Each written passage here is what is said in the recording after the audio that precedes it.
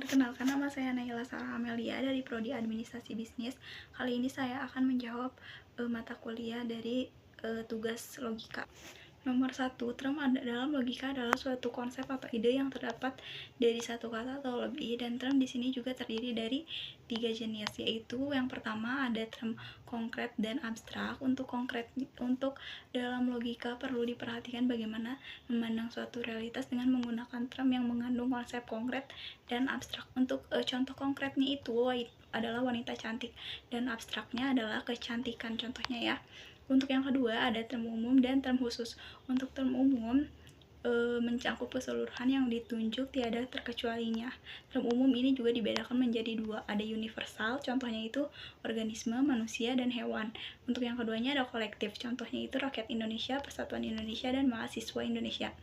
Untuk yang khususnya yaitu hanya menunjuk sebagian dari keseluruhan, sekurang-kurangnya satu bagian atau satu hal.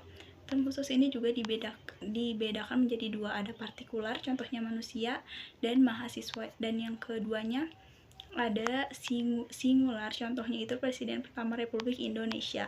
Untuk yang ketiga ada term positif dan negatif. Untuk term positif menyatakan hubungan antara subjek dan predikat yang secara positif, contohnya semua, setiap, dan beberapa. Untuk term negatifnya menunjukkan penolakan atau ketidakadaan hubungan antara subjek dan predikat, contohnya itu tidak, bukan, dan tidak ada.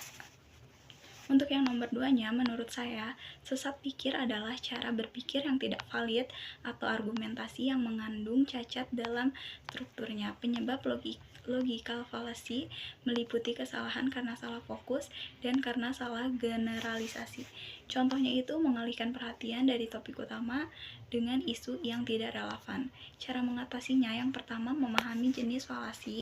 Dengan mengenali kesalahan penalaran umum, kita dapat lebih waspada terhadapnya. Untuk yang kedua, memberi bukti alasan yang kuat. Setiap klaim harus didukung oleh fakta atau penelitian yang relevan. Untuk yang ketiga, selalu evaluasi relevansi.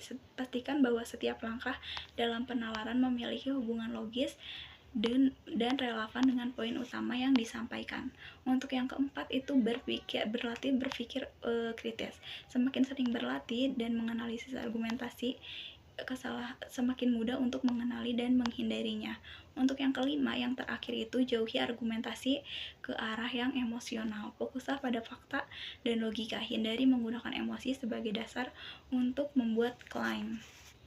Sekian dari jawaban saya. Mohon maaf bila ada kesalahan. Sekali lagi terima kasih. Wassalamualaikum warahmatullahi wabarakatuh.